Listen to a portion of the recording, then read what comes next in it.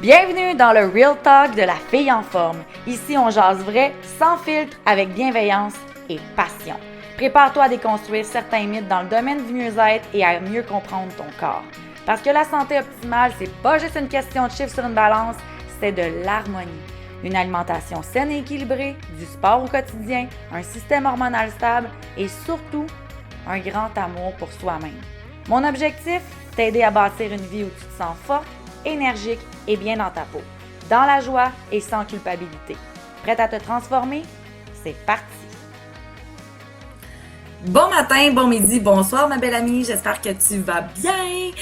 Au cas que tu as vu passer ça sur les réseaux, j'ai eu l'énorme bonheur et honneur de donner un petit entraînement d'environ 15 minutes à plusieurs grands entrepreneurs de la région de la Haute-Yamaska et Brome-Missisquoi à l'événement de Je suis entrepreneur qui a été ici là, au Zoo de Grimby.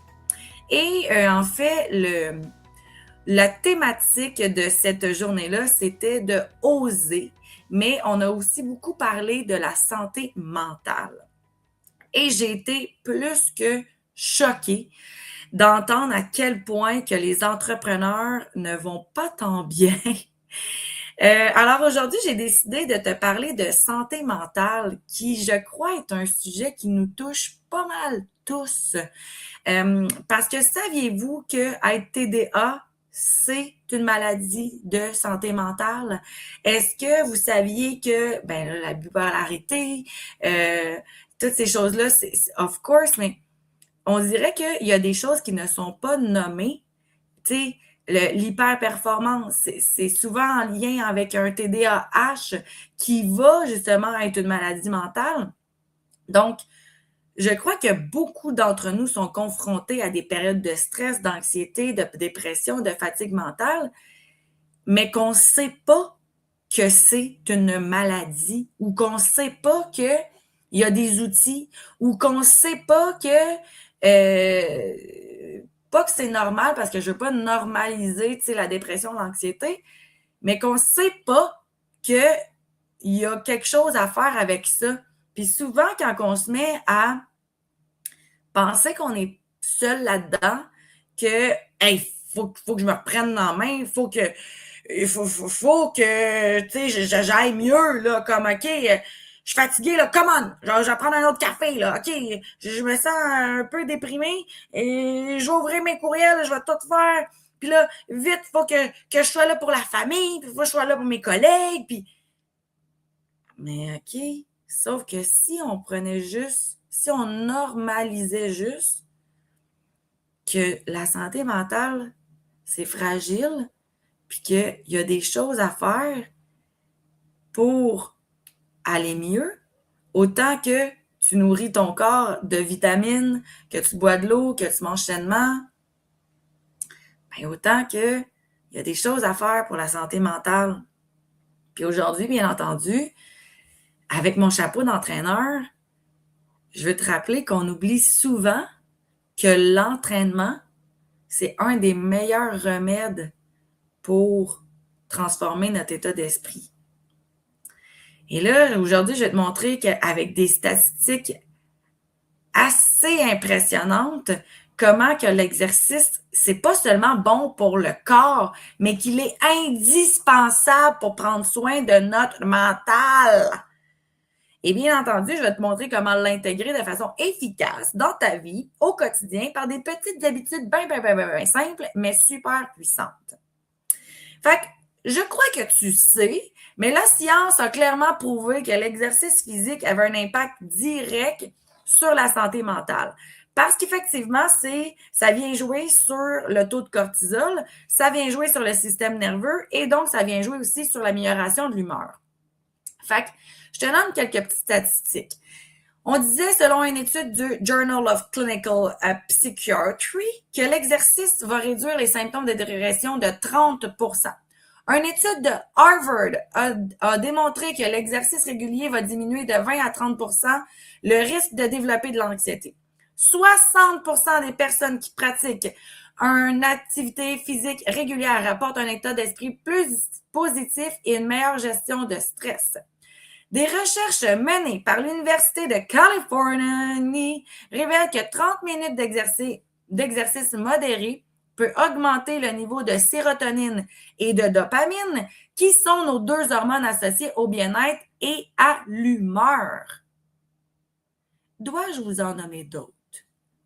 Parce que ce qui est important de comprendre, c'est que l'exercice va agir directement sur les neurotransmetteurs dans le cerveau, notamment en augmentant la sérotonine, qui est notre hormone du bonheur, et sur la dopamine, qui est notre hormone d'humeur excitante, c'est dope, dépendance, plaisir, et que ça va nous aider à réduire tous les effets nocifs que notre corps pourrait nous emmener par l'hypervigilance, par le stress, par l'hyperperformance, etc., etc.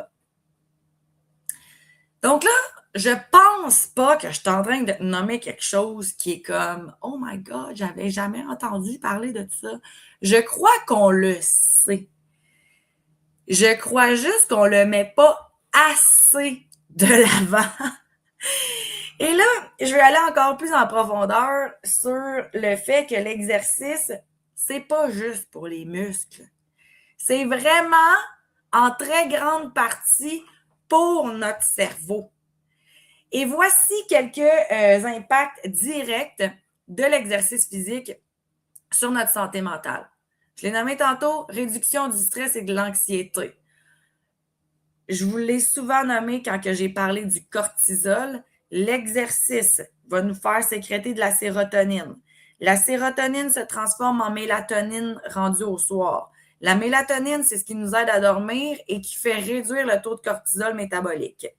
Si on a moins de cortisol, on va automatiquement avoir moins d'instabilité émotionnelle, moins d'anxiété. On va avoir une meilleure capacité à gérer le stress. Et là, attention, selon les études, on nomme qu'on a seulement besoin d'un entraînement de 20 minutes pour venir atteindre cette sécrétion de sérotonine-là. 20 minutes par jour pour augmenter notre taux de productivité et notre taux de bonheur de 20 à 30 %. Y a-t-il juste moi qui trouve que me semble que c'est un bon deal? Deuxième point, amélioration excessive de l'estime de soi. L'exercice va non seulement nous aider à sculpter notre corps, qui en théorie nous emmène à fitter dans des genres de standards sociétals qui fait qu'on se sent bien, mais ça démontre, selon le International Journal of Nutrition and Physical Activity, montre que l'exercice fait augmenter de 40% l'estime de soi. Et là, je vais rajouter quelque chose de personnel que j'ai vu beaucoup chez mes clientes. Non seulement ça va augmenter l'estime, la confiance, parce que, tu sais, c'est bien rare que quand on se penche puis qu'on n'est pas capable d'attacher nos chaussures parce que notre bedaine nous bloque, qu'on est bien content de ça, tu sais. Donc, non seulement ça va améliorer l'aspect physique, mais c'est parce que ça va aussi venir améliorer nos capacités. Tu sais, hier, je terminais un dossier avec une cliente, puis elle était comme, j'aime pas ça aller au gym, je veux pas y aller. Puis là, elle est rendue qu'elle va au gym 4 fois par semaine. Puis tu sais, on parlait de ça, puis elle était oh, je peux pas croire que j'ai assez gagné en confiance en moi pour pouvoir, tu sais, aller au-dessus de ma peur d'aller au gym, puis tatata. Puis j'étais comme, ben oui, c'est ça aussi, prendre soin de soi. C'est qu'on prend non seulement de la confiance parce que notre corps se transforme et qu'on se sent mieux, mais parce qu'on va aussi en dehors de notre zone de confort pour commencer à venir faire des choses qu'on avait peur avant de faire. Puis ça, ben, ça amène de la joie, ça amène qu'on est encore plus hype, qu'on est encore plus aligné avec soi parce qu'on grandit notre zone de confort. Numéro 3, amélioration du sommeil. Puis là, ben, je l'ai nommé tantôt, là. 30 à 40 minutes d'exercice modéré, selon Sleep Medicine Review, dit que ça améliore de 60% la qualité du sommeil et aide à réduire les insomnies liées au stress. S'il vous plaît. Souple, là, tu sais, je sais que tout le monde le sait, mais pourquoi qu'on le fait pas? Pourquoi qu'on ne le fait pas? Je vous dis, là, quand j'étais Je suis entrepreneur, la première question que j'ai posée, c'est « Salut gang, comment ça va? » Bon, première question. Deuxième question. À main levée, qui ici s'entraîne au moins une fois par semaine? Bon, là, tout le monde avait la main levée. 2 fois par semaine, 3 fois par semaine, 4 fois par semaine, 5 fois par semaine, 6 fois. À 7 fois par semaine, là, sur les 150 entrepreneurs qu'il y avait là, il va y avoir 4 mains levées. Puis c'est souvent ce qu'on oublie. On s'est fait dire dans la mentalité populaire sociétale que bouger 3 à 4 fois par semaine, c'est correct. Mais non! Non, non, non, non, non, non! Est-ce que tu manges tous les jours? Est-ce que tu dors tous les jours? Est-ce que tu vas aux toilettes tous les jours? Ben, tu devrais bouger tous les jours aussi. Ce n'est pas négociable. Ça fait partie de... Tu prends du temps pour manger, prends du temps pour bouger. C'est hyper important. Hyper important. Puis là, étant donné qu'on parle de santé mentale, c'est très important de venir parler des émotions. Parce que souvent, quand on est entrepreneur, ou en tout cas, même être une femme tout court, des fois, on va vouloir prendre sur soi. On va vouloir, tu sais, comme, non, je suis forte. Comme, j'ai pas besoin de parler, que je me sente même. C'est comme, on va passer à travers, c'est bien correct. Sauf que, ça serait peut-être important de comprendre que les émotions, c'est de l'énergie en mouvement qui essaie de nous dire quelque chose et que si on le dit pas, ça va s'imprimer dans notre corps et ça pourrait nous faire développer une maladie. OK? Versus que si elle est nommée et qu'elle est bougée, on peut alors l'extérioriser. Est-ce qu'il y a juste moi qui vois la puissance de ce que je viens de dire? Je répète ça. Tu vis une émotion, de la frustration, de la déception, frustration, tristesse. Bon, tu dis, c'est pas grave, c'est pas grave, c'est pas grave, c'est pas grave. On passe à un prochain appel. OK, go, go, go, go, go, go, go, go. Bon, ça va s'imprimer dans ton corps.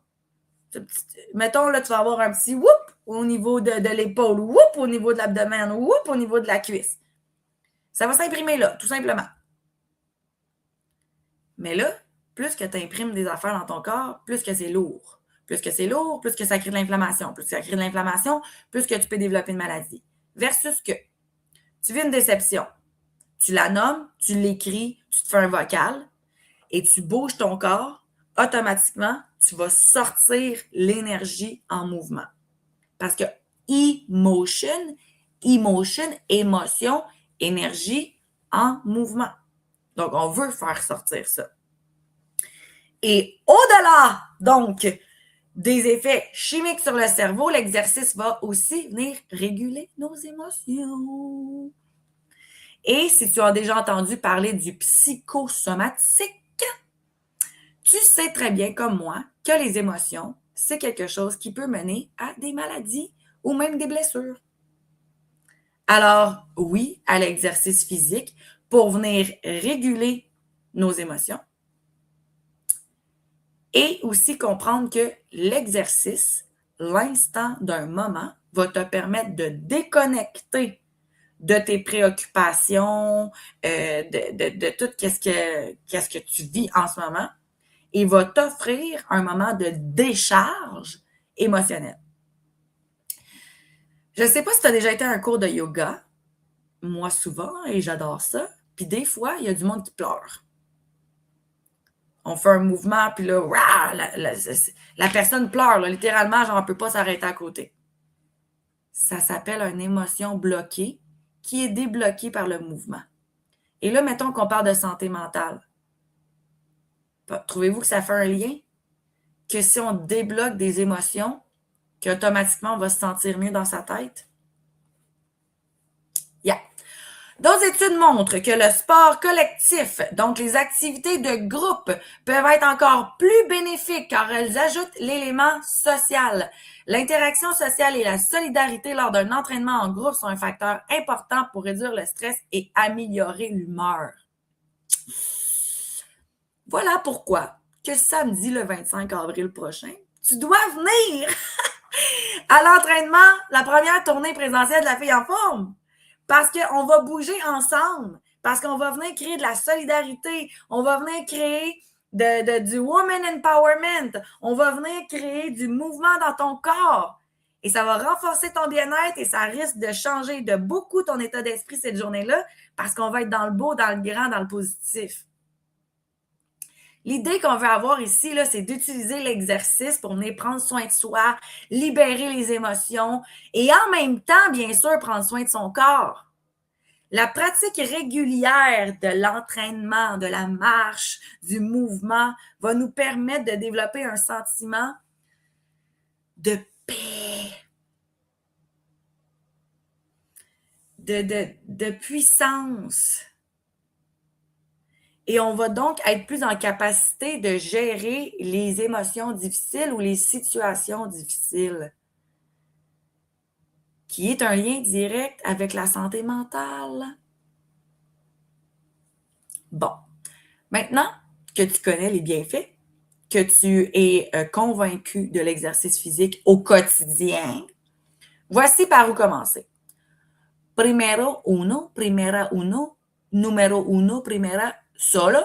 Numéro un, commencer doucement et progressivement. OK? Parce que là, j'ai des tout ou pantoutes dans ce monde, puis ancienne tout ou pantoute, je vous comprends. C'est comme, oh my God, il faut bouger tous les jours, parfait, je m'inscris au gym, je vais faire tous les cours de groupe à tous les jours. Non, non, non, non, non, non. Don't go there now, OK? Si tu ne bougeais pas déjà tous les jours, ce que je vais te proposer, c'est que les jours que tu ne bougeais pas, viens intégrer 5 à 10 minutes. OK? 5 à 10 minutes que tu vas progressivement augmenter au fil du temps. OK? Fait que si c'est un petit tabata, fais un tabata. Si c'est une toune puis que tu te mets à danser sur la toune, c'est ça. Si c'est que tu montes, descends les escaliers de ta bâtisse du travail, c'est ça. OK? Mais les jours que tu ne t'entraînais pas déjà, rajoute un 5 à 10 minutes. Deuxième chose, trouve une activité que tu aimes. Fait que sur les 7 jours, fais pas juste des trucs pour bouger. Fais des trucs aussi que t'aimes. Danser, marcher, yoga, courir, badminton, squash, pickleball. OK? Fais des choses que tu vas faire que ça ne sera pas nécessairement une tâche de bouger. Au moins une fois dans les 7 jours que tu vas bouger, on veut que ça soit quelque chose que t'aimes. Inscris-toi à un nouveau cours de natation. Tu as toujours voulu faire de l'escrime, go. OK? On veut quelque chose au moins une fois par semaine. En passant, ça pourrait être les 7, là, tu sais. Mais je vous dis au moins une fois que ça va être quelque chose qu'on apprécie. Numéro 3, et le plus important, écouter son corps. OK? Parce que j'en ai des tout ou pantoutes, comme je vous disais tantôt, que là, parce que je viens de dire ça, puis qu'ils sont comme, moi, je veux dormir mieux, moi, je veux me sentir mieux dans mon corps, mais aussi, je sais que je suis sensible aux maladies de santé mentale, anxiété, dépression, TDAH, bipolarité, Asperger, etc., etc. Je vais comme aller au CrossFit tous les jours, puis ya. Non.